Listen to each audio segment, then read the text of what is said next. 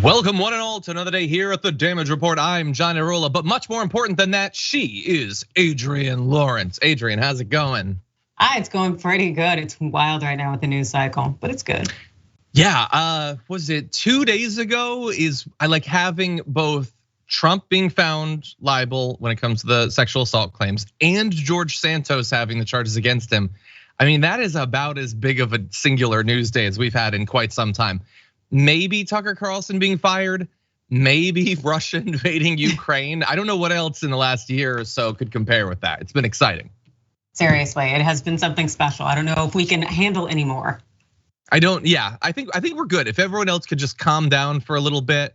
Well, Fannie Willis, if you wanna make some news, I guess I'd be okay with that. But other than that, or maybe the Dark Crystal being brought back for a second season, maybe on Amazon Prime. Other than that, I'm good without any more news. And with that said, we do have a lot that we're gonna be talking about. Did you know, most of you probably don't know, but I'm here to tell you that CNN had a town hall with Trump last night. Oh, we're gonna be talking about it, everyone. Because a lot of people who think they know everything said it was gonna be a disaster. And we're proven right. Anyway, we're gonna get to that. We've got new updates on George Santos and corruption when it comes to medication abortion, and I don't know, there's probably some AI in there. Fox is being sued. Again, this is a separate lawsuit against Fox. There's a lot going on. And in anticipation of all of that, you'd probably be well served to go hit that like button right now. Let people know that we're live, they can join us, get involved in the conversation. And as part of that conversation, if you wanna send us comments, tweets, or super chats, Adrienne and I will respond during our social breaks, and you might even get yourself a Blue Apron gift card for $100. I just made a cheesy tomato gnocchi dish last night through them. By the way, I purchased my own Blue Apron. I don't get it free or whatever, which would be really nice. Blue Apron, give me a call. I've just been purchasing it for a long time, and it's delicious. I really do enjoy it. And my wife and I have a lot of fun cooking regularly, thanks to our subscription. And you can get a taste of that by sending a good comment. Anyway, with all that said, Adrienne, are you ready to get into the aforementioned big news? I am ready. Okay, I too am ready. Oh God, how do we want to do this? I want to prepare everyone in the audience, by the way. You are going to see quite a bit of Donald Trump and what happened at the town hall. Understand that I consider myself to have been choosy. So just bear that in mind going forward. The whole thing is bonkers. Everybody knew that Caitlin Collins was gonna have her hands full trying to have a town hall with Donald Trump that is not just an avenue for him to spread the big lie and other conspiracy theories. So we were all wondering, how long is she gonna be able to hold the reins and keep him under control? Well, here's the first question. President Trump, thank you for your time here tonight. We got a great crowd here. Your first term ended with a deadly riot at the Capitol, and you still have not publicly acknowledged the 2020 election results. Why should Americans put you back in the White House? Because we did fantastically. We got 12 million more votes than we had in, as you know, in 2016. I actually say we did far better in that election. Got the most that anybody's ever gotten as a sitting president of the United States. I think that when you look at that result and when you look at what happened during that election, unless you're a very stupid person, you see what happens. A lot of the people in this audience, and maybe a couple that don't, but most people understand what happened. That was a rigged election, and it's a shame that we had to go through it. It's very bad for our country. All over the world, they looked at it. And they saw exactly what everyone else saw. You look, even if you just look recently with the 51 intelligence agents, that made a 16-point difference. If you look at the FBI, and Twitter, they call it Twitter files, made a big difference. If you look at Mr. President, back to what you just said there, though, it was not a rigged election. It was not a stolen election. You and your supporters lost more than 60 court cases. So that one clip right there, I think demonstrates the entire town hall. Let's keep it real. Donald Trump said the same lies, the same conspiracy theories that he always does. He, despite the fact that they're not convincing arguments, everyone everywhere looked at it and they all think it was rigged is simply not true. It's also vague for a reason. He hasn't gotten any better at that. Caitlin Collins actually was prepared to rebut quite a bit of his lies. She couldn't keep up with all of them, but it was pointless, because he would just reiterate them. He's never going to admit that he's lying. And more importantly, perhaps than all of that, you saw when he said only a stupid person would think it wasn't rigged, which I guess includes those 60 judges. the crowd laughed uproariously, because that was a wild card that I had not been prepared for when it came to this thing. I expected that he would lie. I expected, perhaps even more so than ended up being the case, that Caitlin Collins wouldn't be prepared for this. What I did not expect was that CNN was going to get, I think, 400 Trump fans and just fill the room with them, so that every lie that he told, before it could be rebutted, before it could be corrected, would immediately receive applause and cheering and vicious laughter, as we'll get to. And so that was the experience you had as a viewer, was him saying insane things, and then you receiving the, I guess, like the social proof that everyone agrees with him. Everyone thinks that he's awesome. It's the same as adding a laugh track to a sitcom. It's to accomplish a goal. We now are left to wonder, what goal was CNN trying to accomplish by packing the room with Trump fans? Adrienne, what do you think? Okay, so I definitely think that CNN got exactly what it wanted, which is an opportunity to uplift Donald Trump. The fact is that with their new leadership, they have moved to the right, and they are essentially taking a lot of their moderate viewers with them. But also what they really expected last night was for it to be an absolute utter clown show, because that's exactly what Trump is, a walking carnival. And they got that in terms of the applause from the audience. And the reason I would say they were applauding was not necessarily because of what he said, but because of how he said it, which is in an insulting and completely and totally unprofessional, bullying tone. It's like watching The Office, where you're thinking, this isn't something that happens in real life. This is completely unacceptable, and that's why it's funny. And that is why Donald Trump gets the responses that he gets, is because you're like, I cannot believe someone who is supposed to be of a certain ilk is acting this way, but he does it, and he does it unapologetically, and that's what CNN was looking for. Yeah, I think, look, they definitely got exactly what they wanted. They got a thing that would draw viewers. Damn what it does to democracy. They don't care. And when I say they, I mean like the leadership or whatever. I have no idea if Caitlin Collins is involved in any of this or whatever. But they got what they wanted. They want to have a bunch of events like this that draw ratings. I think we can all agree on that. That's the base level for this conversation. But beyond that, they want him to be president. Like, is that even controversial to say at this point? They want him to be president. First of all, every one of the rich a-holes that runs CNN is going to benefit financially from another term of Donald Trump. He'll cut his taxes or whatever. It'll have devastating effects on all of us, but they don't care about us. That's very clear. And then they'll have 4 years of that event. Every day will be that Trump town hall, and they can bring people on the air to be like, this is unacceptable. This shouldn't be normalized, as we normalize it in the lead up to the election. That's what all of this is about. Again, no idea about Caitlin Collins or any of the hosts on CNN or whatever, but definitely this is, I think, an admittance that they wanted to be president.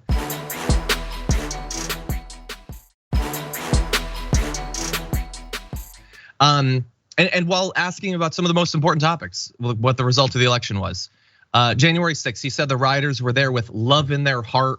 It was a beautiful day. He lied blatantly about when he finally begrudgingly released his video telling them to go home. He pretended that it was 3 hours earlier than it was. It's the most obvious lie ever, and every single one of his fans will accept it. You'll never get through to them. Here's a little bit more on that video. I made a video right outside the Oval Office in the Rose Garden, and I'm very proud of that video. I didn't have a script. I don't need scripts like a certain person that's in there right now. The video, it came out much later after they had already attacked the Capitol. It was a great video, and it was a beautiful video. And it said, I mean, I don't want to read it all, but you have to go home now. We have to have peace. Yeah, first of all, it was definitely scripted. What the hell are you talking about? All of your speeches are scripted. That's what makes them speeches. Yes, Joe Biden's are too, so are yours. So is every Republican. Again, like the bar is buried beneath the level of the surface of the earth for him to get applause from these people. You saw them do the crowd reaction to him saying that Joe Biden reads off of a script or whatever. And there was that, I'm going to guess, a president of the college Republicans of some white university. Like, oh yes, that's a great point. Biden does use a script. This is what CNN made the choice to fill the room with those people, not to like fill it with a mixture of some people who are independents, some people are Democrats, some people are Republicans, just like the most MAGA'd out people that you would ever see as he tells obvious lies about what happened on January 6th, what he did or did not do to stop it. And this is just the first of many, I'm sure, Adrienne. We're gonna get a lot more of this. No, and I couldn't agree more. And the thing is I was pushing people to kind of boycott this for CNN because you wanted to hit their ratings by virtue of the fact that you do not want other media outlets to continue to sensationalize this man's shenanigans, and also to give him a platform because it is not healthy for the nation. And as I understand, the ratings were not that great for CNN, which would be great and beneficial. But also I will note, well, at least I saw something online saying that it did not go as well as they wanted. But even though it seems that the president or CEO, Chris Licht, he seemed to be very pleased with the outcome. But I do know that Caitlin Collins was a host at the Daily Wire and a reporter, or Daily Caller, the reporter before then. So it kind of makes me wonder if she was completely okay with doing this. Yeah, maybe. By the way, being reminded, Yonek points out, I'd forgotten, they had the other takes of his speech. They had been recorded. He was trying to get through it and he couldn't, which is weird that you have to keep restarting on something that wasn't scripted. So weird how that works out. Also, in that very beautiful video, he said that the people who were doing everything they could to beat those cops to death with their bare hands, with flagpoles, with all that, were beautiful people. He loves them and they're very special. Yeah, good boy. This is the country we live in. By the way, let me tell you real quick. I just saw the post. I was wrong. CNN's town hall with Donald Trump averaged 3.1 million total viewers. The event outrated Fox and MSNBC as expected, but these are not 2015 and 2016 level numbers for Trump, not even close. That's Brian Stelter. Okay, interesting. They probably still see it as a win because I don't imagine they ever get close to that number, but good point that it's not as popular as it was.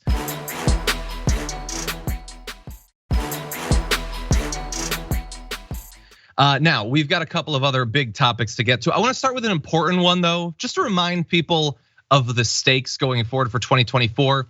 Here is Donald Trump being asked about whether he's going to accept the results of the next election if he does run again.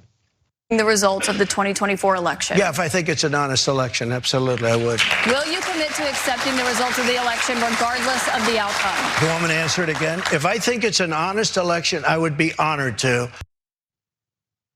Okay, so no one, I hope, is surprised by that answer, right? We all knew that that's what his position was going to be. That was exactly what his position was going into 2020. And it doesn't mean anything. He's not going to accept it unless he wins. That's literally all it means. And that's all it needs to mean because that's all his base wants him to do.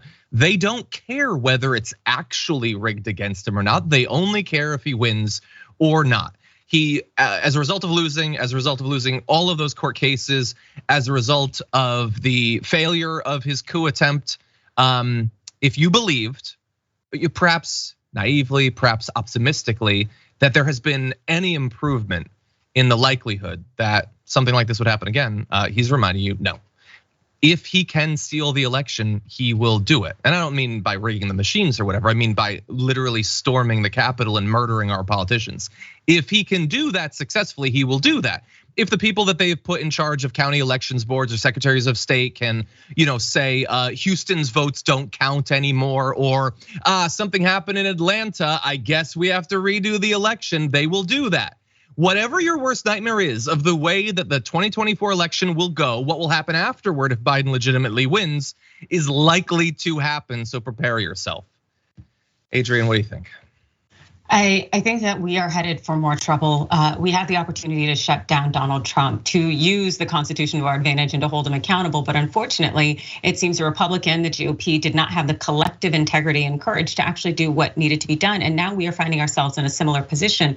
And it becomes a question of are we actually going to stop this? We've seen who this person is, and yet we continue to enable it and allow it. And it's not just members of the GOP in terms of legislature, as we see now, also very much members of the media and those in positions of power. And it really speaks to the fact that nobody cares necessarily about the American people. It's more about capitalism and ensuring that they can drive those ratings and ensuring that they can continue to capitalize on the controversy while the rest of us are just sitting here dying. Basically. Yeah.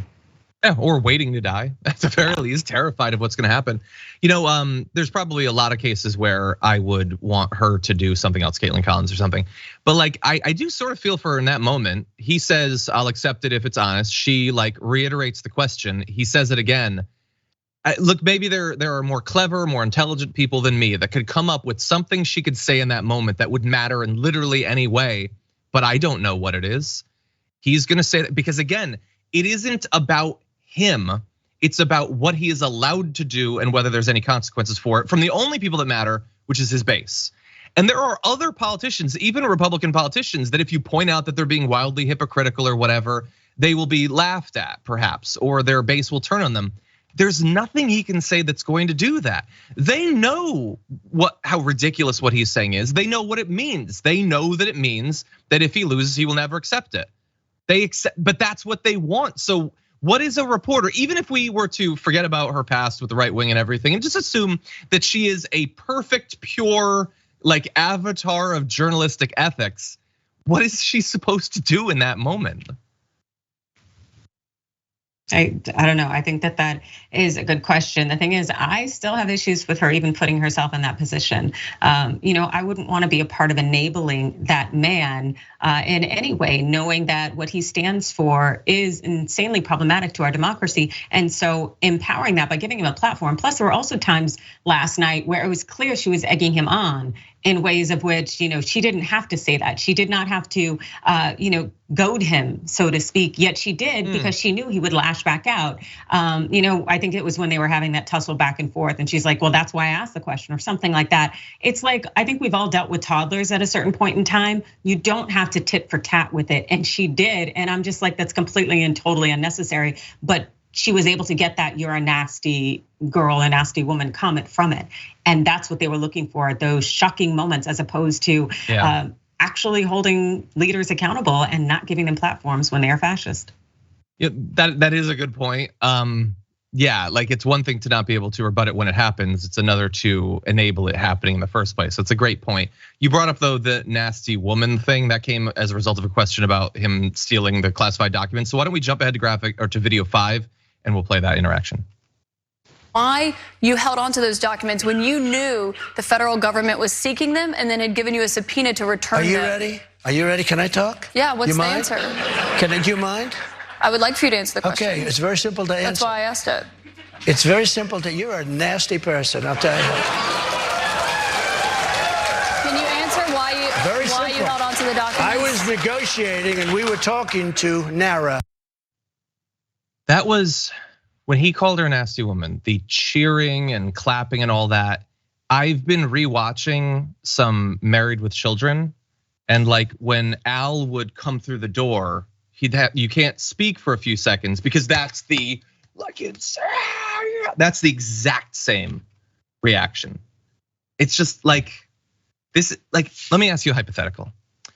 Maybe this is going too far. If he had just slapped her as hard as he could right there, do we think that his audience, like I'm not saying across the country, I'm just saying right in that room, would have turned at him? Or would they have cheered? Would they have laughed? Would they have clapped? I don't like what my gut is telling me in response to that. But what do you think? I don't know. Seriously, if anything, I think you would have heard people gasp, but then I think you would have heard them giggle. I think at the end of the day, they would have given him a pass, but we just saw what in Manhattan federal court that they were unwilling to give him a pass. So who knows what is changing, but that's again, not his audience. But again, CNN really did set this up for this exact purpose so that we could see this carnival go on with this clown and not really treat it as serious as it is, which is this man who could be the GOP frontrunner and is incredibly dangerous to our society, incredibly. Yeah, it just like they showed the crowd many times. Those people on average despise women to a degree that is just truly amazing. But it's obviously not contained in just the right. There are plenty of people in the center or on the left who have varying levels of internalized or just explicit outright misogyny. But those people, like, and including not just the conservative guys in the audience, there's just they just want to see people be vicious to women. That's what they want, and it's gross. Anyway, we had perhaps an even worse example of them being given what they want. This town hall, of course, happened less than 24 hours after Donald Trump was found guilty in the civil rape lawsuit from Adrienne Carroll, stating that he had sexually abused her. He's gonna have to pay literally millions of dollars to her. This would, for any other politician, any other person, be one of the most devastating imaginable developments. It had no effect whatsoever on the reception that his base gave him. And in fact, when he decided to speak about that case, defaming Adrienne Carroll in the exact same way that he was just ordered to pay millions of dollars over, I want you to listen to the reaction that he got for that. This woman, I don't know her. I never met her. I have no idea who she is. I had a picture taken years ago with her and her husband, nice guy, John Johnson. He was a newscaster, very nice man. She called him an ape. Happens to be African American. Called him an ape. The judge wouldn't allow us to put that in. Her dog or her cat was named Vagina. The judge wouldn't allow to put that in. All of these things, but with her, they can put in anything. Access, this Hollywood. This was a jury of 9 people who found right. you liable of sexual abuse. Do you think that will deter women from voting for you? No, I don't think so, because I think the whole thing, just so you understand, ready? I never met this woman. I never saw this woman. This woman said, I met her at the front door of Bergdorf Goodman, which I rarely go into other than for a couple of charities. I met her in the front door. She was about 60 years old, and this is like 22, 23 years ago. I met her in the front door of Bergdorf Goodman. I was immediately attracted to her, and she was immediately attracted to me. And we had this great chemistry. We're walking into a crowded department store. We had this great chemistry, and a few minutes later, we end up in a room, a dressing room of Bergdorf Goodman, right near the cash register. And then she found out there were locks on the door. So she said, I found one that was open. She found one. She learned this at trial. She found one that was open. What kind of a woman meets somebody and brings them up, and within minutes, you're playing hanky-panky in a dressing room, okay? I don't know if she was married then or not. John Johnson, I feel sorry for you, John Johnson. Mr. President. Yeah, that was one of the most disgusting things I've ever seen at a town hall like this. He gave a mocking, like fake, he was lying about portions of that, of what happened. He was already found guilty to have done. And the people giggled and laughed. You saw in one of those shots, there was a woman who was laughing so hard that she had to cover her face because she was laughing so much at the way that he was once again attacking the woman who has now been at least shown by a civil court to have proved that he did these things. And they absolutely loved it, Adrienne, all of them. He wasn't getting booed. I did not hear a single boo for any of the things that he said there. Not from a man, not from a woman, not from a Democrat, if they were allowed in at all, not from a MAGA person. They all loved it. They thought it was the most funny stuff that they've heard all week. What do you think? I really think that these people are detestable, but I also have to wonder, are they truly reflective of his base, or how did CNN choose its audience? Did they go out and ask people via questionnaire or survey, or were they paying people to do this, to sit in the audience? I really don't know what was going on, but I know that, again, this was supposed to be news. This was supposed to be media. It's supposed to be objective, and it clearly wasn't. They set up this situation to be like this. This is gross. 100% gross. And also, like, he really does think that he's got a great defense on his hands. He's not sure enough about it to actually testify, because he didn't. He ran away. But he believes her cat was named Vagina, and she used a racial slur. And those two things mean that she could not have been raped, because that's how reality works, I suppose. And you can't hear that at the trial. But what you can hear, and he even cited it, is the Access Hollywood tape, which is not about the name of his pet. It's not about the many times he's used racial slurs in his life. It's about him bragging about sexually assaulting people. Can you see a bit of a difference as to which one is more applicable to a trial for rape?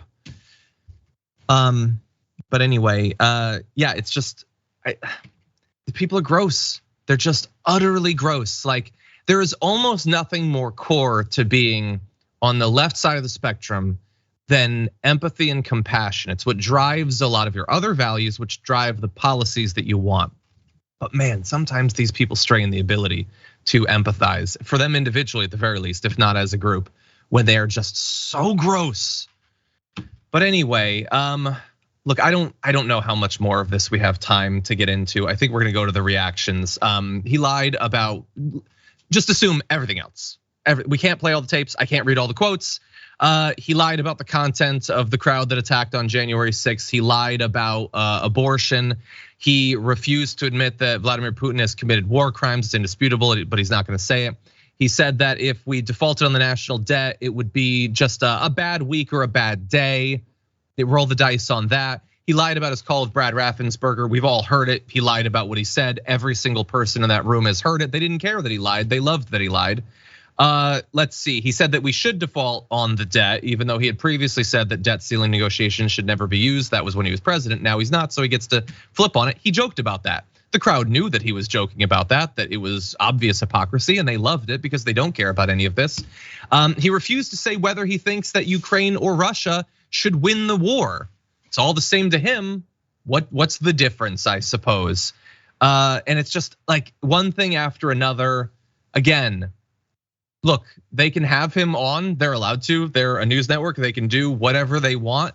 But I think that people, to the extent that they had expectations for or faith in CNN, like if this does not affect your view of that organization, I don't know what to tell you at this point. And we're gonna get to some of the internal reactions in just a sec, Adrienne, but any other thoughts about anything that was actually said during it? No, I think it was nothing that we didn't expect already. And again, shame on CNN for doing this, but you can't really shame an entity that is doing exactly what you expect them to do.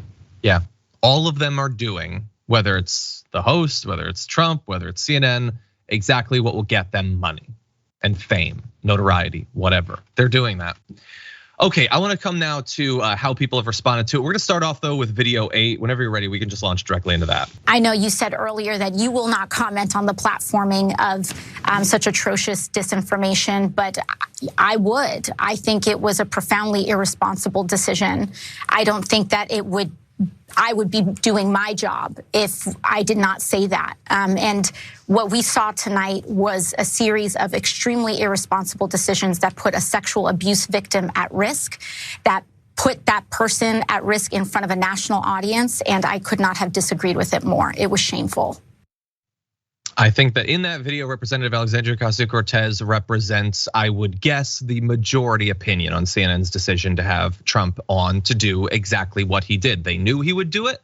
They gave him a venue to do it. They stacked the venue with his supporters in a way that they would never do for any other politician. I don't remember if it was CNN or MSNBC, but back in the 2016 election, Bernie Sanders had a town hall, and they brought in a ton of people to talk about the horrors of communism against him. You didn't see anything like that from this town hall, I noticed.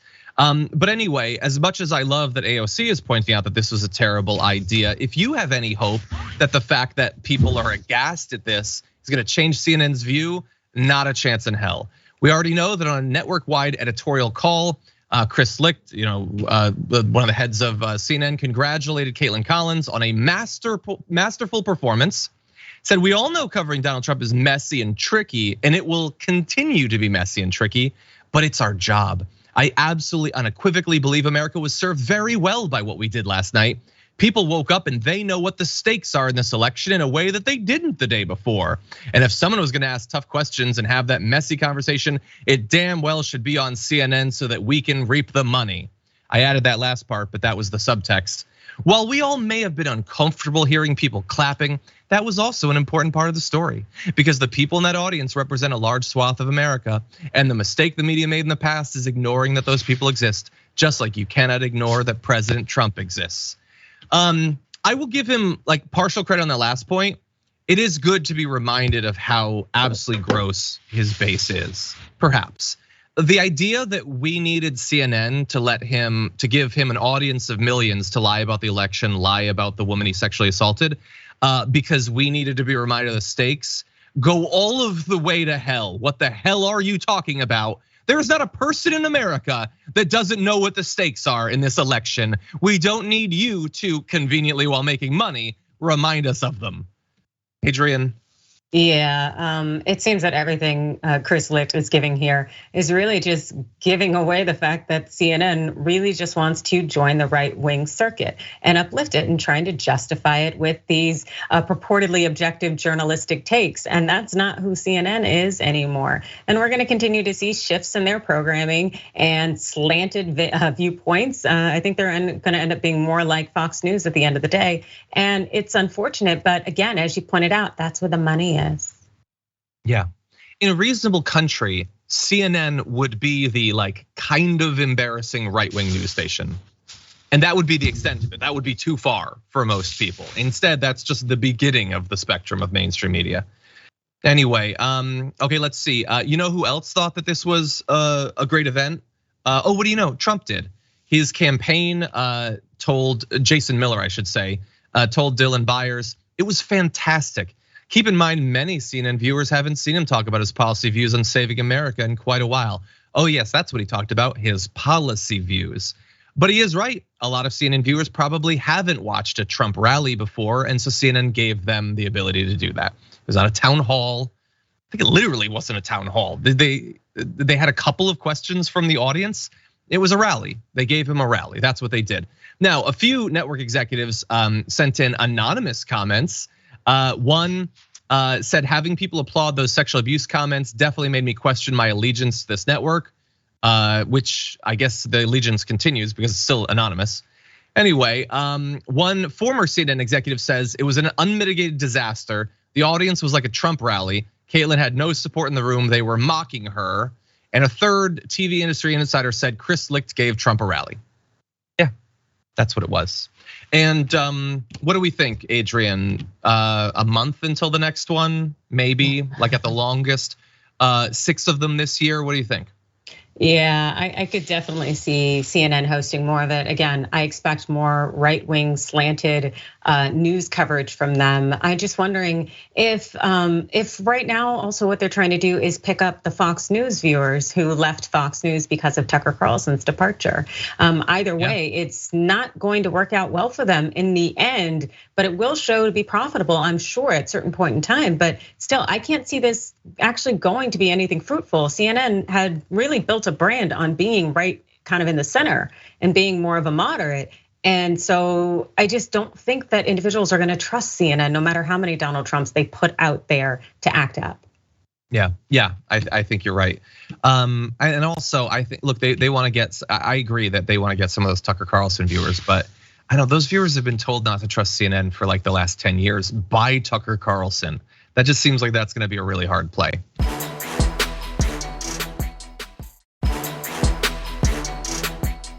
Okay, we are going to drastically mix things up and talk about some other topics that I believe Adrienne is gonna find quite interesting. So why don't we jump into that? The constant legal and judicial back and forth over whether any individual living in any particular area in America will have access to medication abortion is not done yet.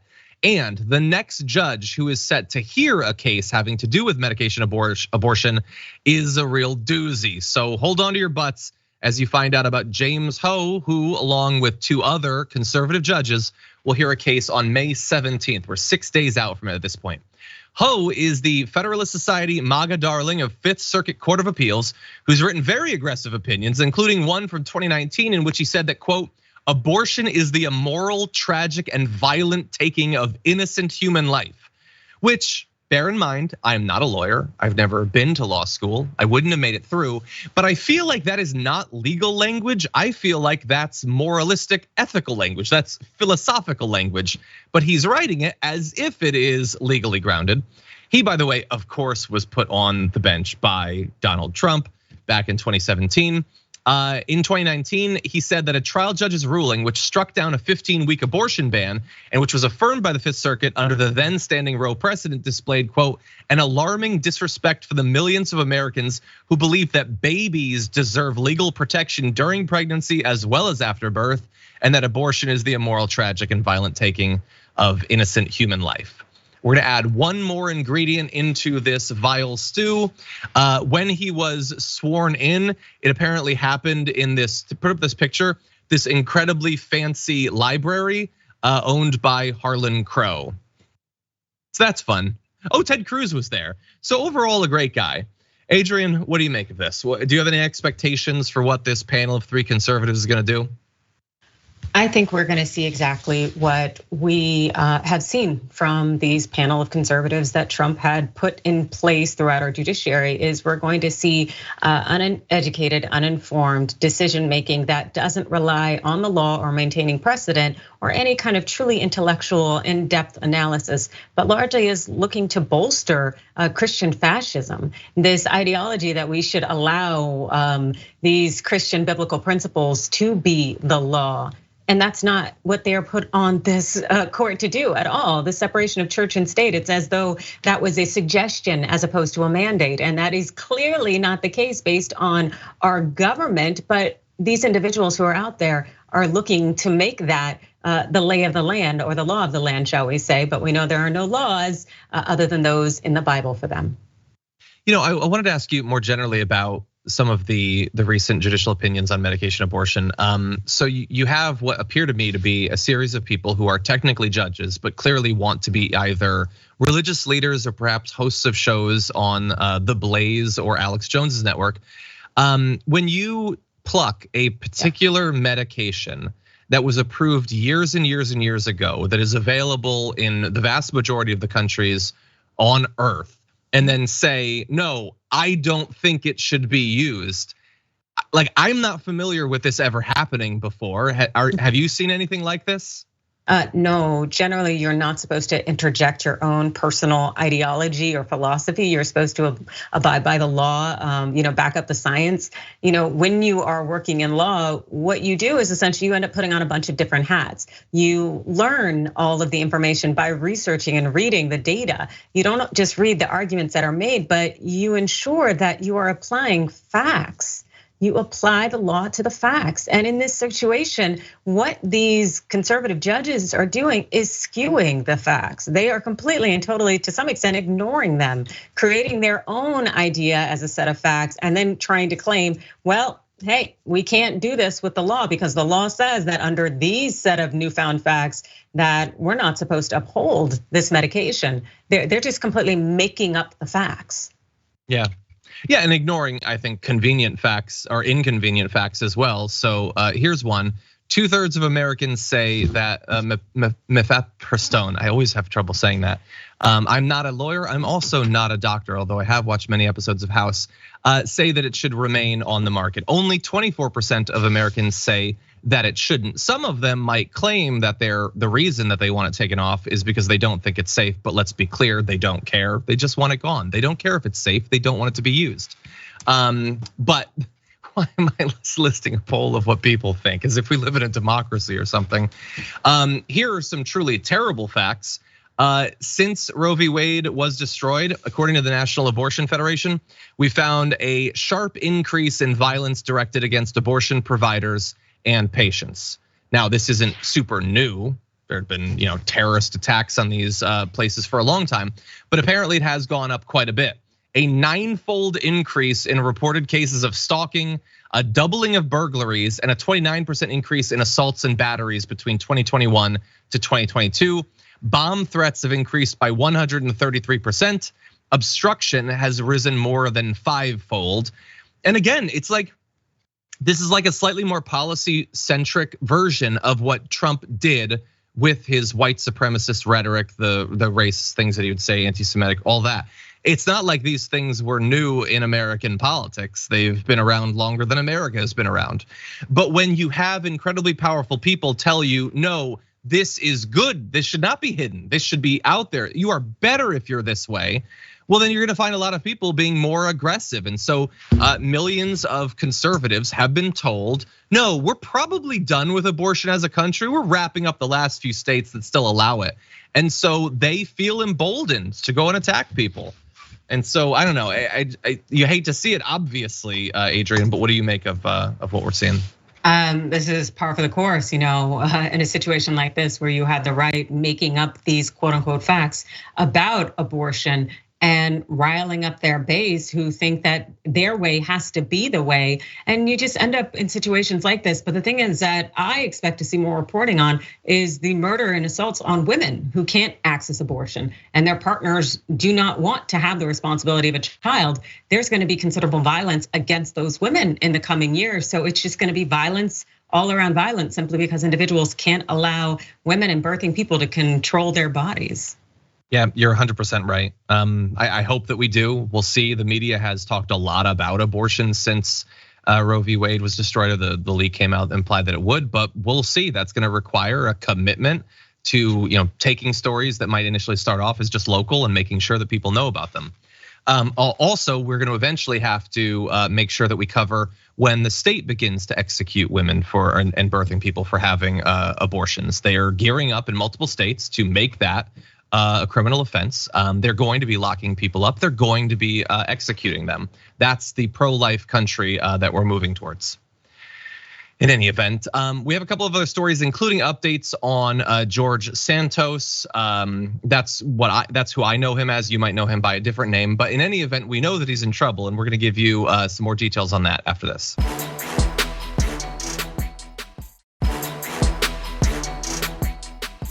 Okay, everyone, let's start off with this. Are you planning on running for re-election? Yes, I am. And why should anybody believe you now?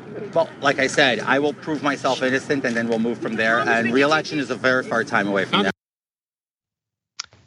So George Santos, after turning himself in, facing 13 charges, which we will recount, assures us that he will be running for re-election. I think it's more likely that he will just run.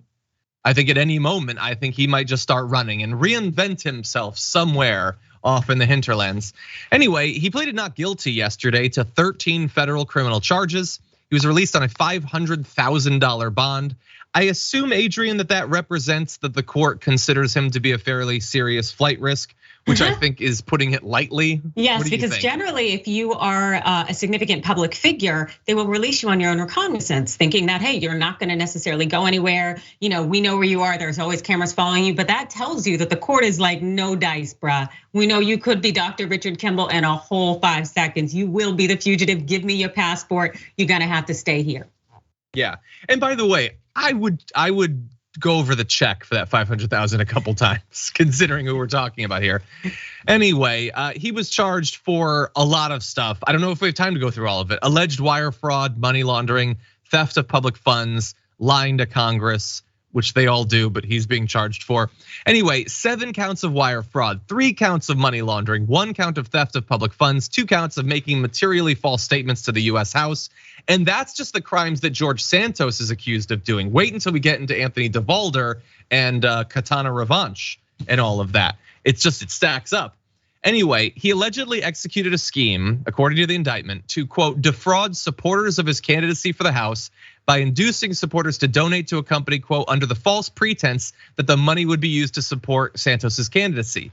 Instead, the money was used on personal expenses, including luxury designer clothing and credit card payments per the indictment. And look, I will say, I usually take at face value these sorts of statements about allegations of criminality, but in this case, I have to say that I think I'm on his side, because they're saying he raised hundreds of thousands of dollars and then used it to buy luxury designer clothing. As we can tell from that video, he has been wearing the same shirt and sweater combo since he was sworn in. Where is all of that clothing that he bought?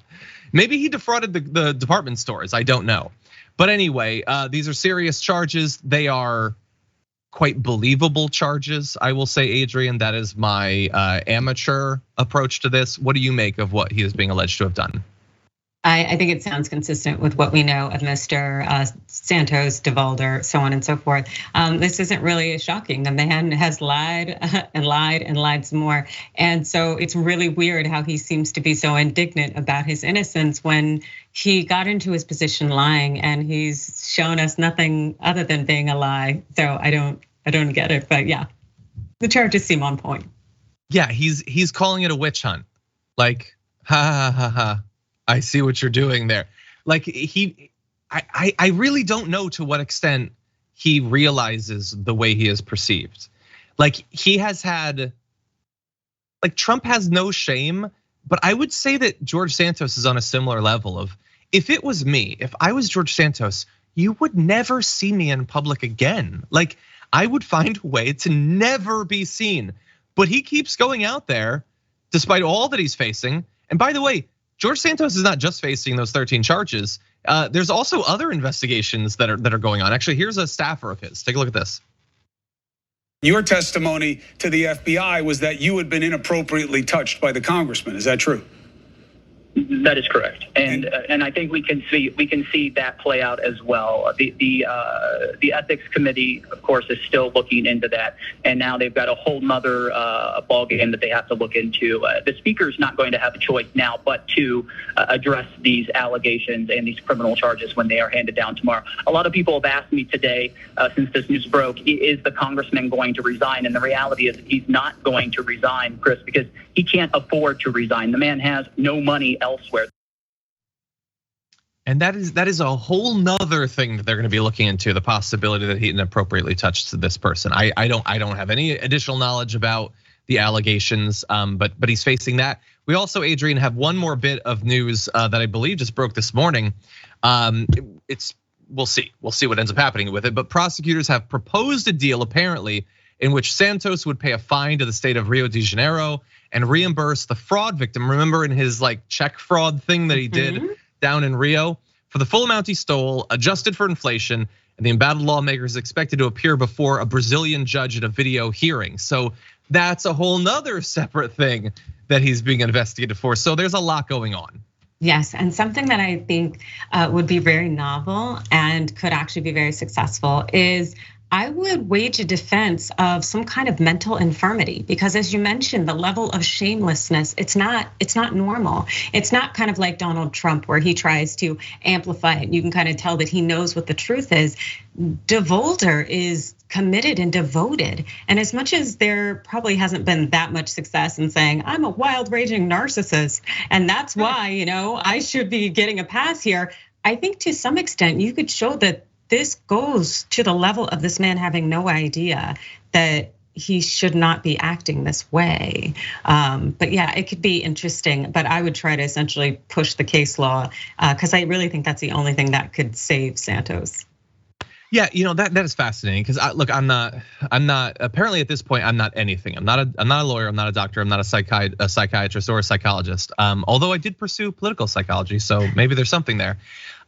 If you can react to all of this just so damning information coming out about you and have no affect whatsoever, appear to not care at all, then you really do have to question, is that why he did it in the first place?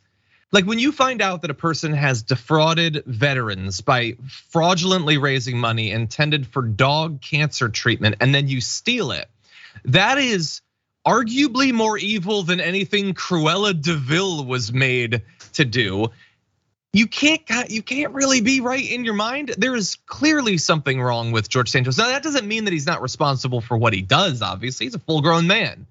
But it really does make you wonder if the reaction is why he did it in the first place. Any final thoughts? No, I agree with you. He seems very similar to the gentleman who ran that whole fire festival situation. And so I think that he is a threat to society. And so I really find this will be interesting, essentially what the punishment that he gets is, because again, he should not be among us.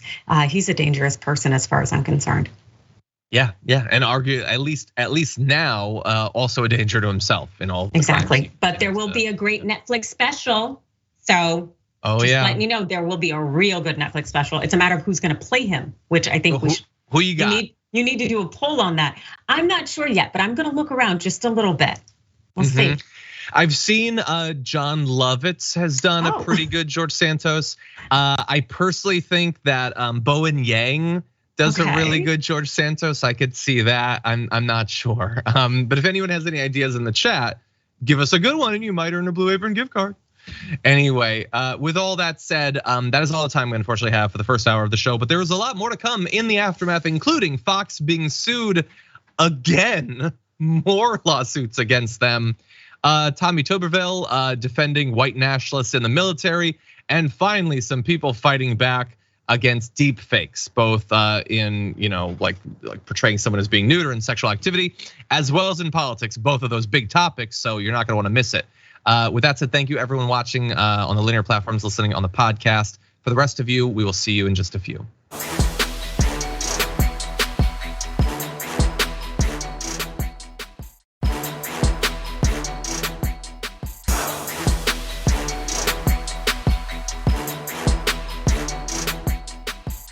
Thanks for listening to the full episode of The Damage Report. Support our work, listen ad-free, access members-only bonus content, and more by subscribing to Apple Podcasts at apple.co/TYT. I'm your host, John Iadarola. I'll see you soon.